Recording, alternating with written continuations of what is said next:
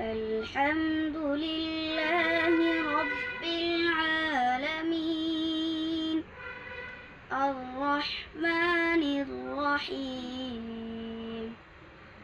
مالك يوم الدين إياك نعبد وإياك نستعين اهدنا الصراط المستقيم صراط الذين أنعمت عليهم غير المغضوب عليهم ولا الضالين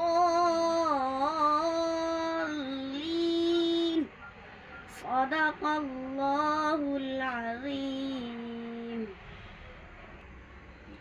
السلام عليكم ورحمة الله وبركاته আসসালামু আলাইকুম রহমতুল্লাহি ওয়া বারাকাতুহু। ওয়ালাইকুম আসসালাম ওয়া রাহমাতুল্লাহি।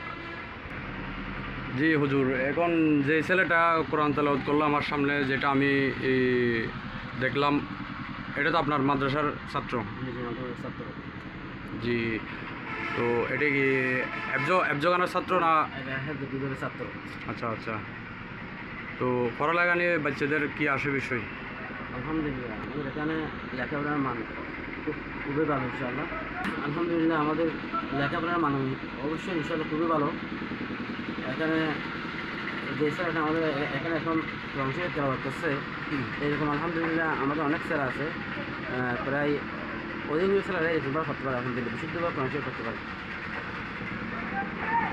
তো তারা এখন কি নাজারা পড়তেছে নাকি হেফজর মধ্যে আছে?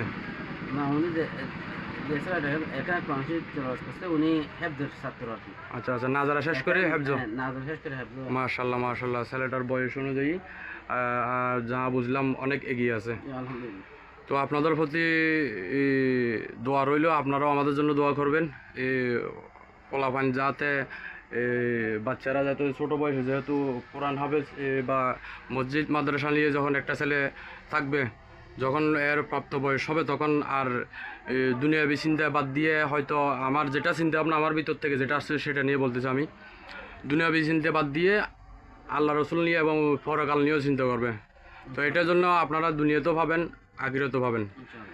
তো আমাদের জন্য দোয়া করবেন এই দেশবাসী এবং আমাদের এই ভিডিও যে বা যারা যেখান থেকে দেখবেন, সবার প্রতি আমার একটা আকুল আবেদন ও একটা আমার এই চিন্তা ভাবনা রইল যে আপনারা আপনাদের ছেলে মেয়েদেরকে কোরআন এবং কোরআনে হাফেজ বানানোর চেষ্টা করবেন, আল্লাহর দিনেও আল্লাহর রাস্তায় জেহাদের পথে দেওয়ার চেষ্টা করবেন।